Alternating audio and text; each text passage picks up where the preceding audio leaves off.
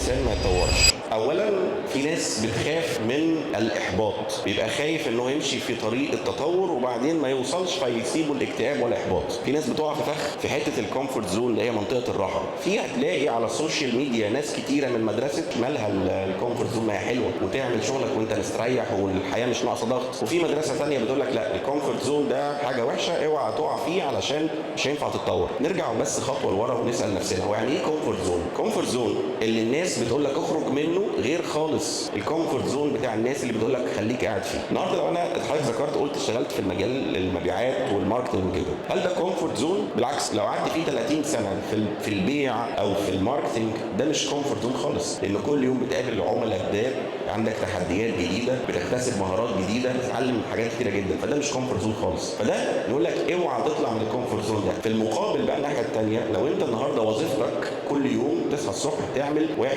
2 3 ما بتتعلمش مهارات، ده اوعى تقع في فخ الكومفورت زون. اللي يخلي البني ادم ما يتطورش انه ما يبقاش عنده شغف انه يتعلم حاجه جديده، انه يتمسك بنسخته القديمه، انه يصاب بالاحباط او الاكتئاب، او ان هو ما يبقاش شايف ان في امل في انه مهما اتطور هو يستفيد.